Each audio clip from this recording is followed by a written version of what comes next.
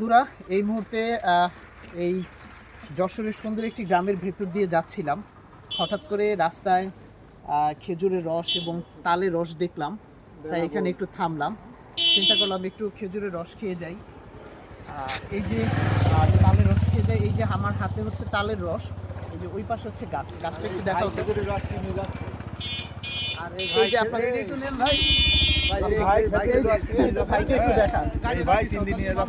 আচ্ছা আপনি কত করে নিলেন? এই 100 টাকা করে লিটার ভাই। 100 টাকা লিটার। ও আচ্ছা আচ্ছা, যেটি দেখাচ্ছিলাম আপনাদেরকে একটু দেখাই।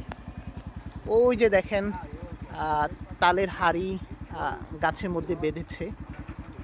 আর এই পাশে আরেকটি জিনিস আপনাদেরকে দেখাচ্ছি।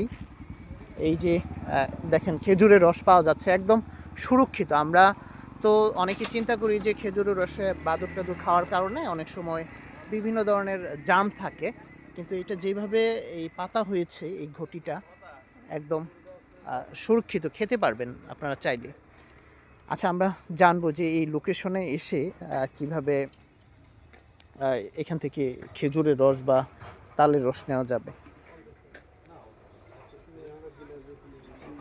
আচ্ছা আমাকে বলেন, যদি কেউ এখানে মানে কি বলে আচ্ছা আচ্ছা ভাইয়া, এখানে যদি কেউ আসতে চায় যে আপনার এই তালের রস বা খেজুরের রস খেতে চায়, সে বেনাপোল থেকে কিভাবে আসবে এখানে?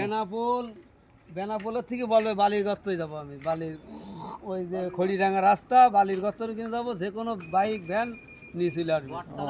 বটতলা যে বালির গর্ত, বটতলা বেনাপোলের থেকে। বেনাপোল থেকে এখানে আসতে কতক্ষণ লাগে অটো বা রিক্সা দিয়ে? 15 মিনিট লাগবে তাও। ও আচ্ছা, আর এই যে গ্রামের নাম কি এটার? এটা খড়িডাঙ্গা। খড়িডাঙ্গা গ্রাম। খড়িডাঙ্গা। আচ্ছা, আর একটু বলেন আপনি রসগুলো কিভাবে বিক্রি করতেছেন? রস বেশি মনে করেন লিটার 1 লিটার 100 টাকা, হাফ লিটার মানে তালের রস 1 লিটার 100, আর খেজুরের ওটাও একই দাম। কোনো মাল খাবো, মাল কি টাল হয়ে যাবো? না না, ওসব কোনো তালের জিনিস নেই। না না, একদম ফ্রেশ রস। হ্যাঁ, মাত্র ওরা আমি দেখলাম করছে। তো বন্ধুরা, সুন্দর এই জায়গাটি থেকে আপনারাও ঘুরে যেতে পারেন, ভালো লাগবে।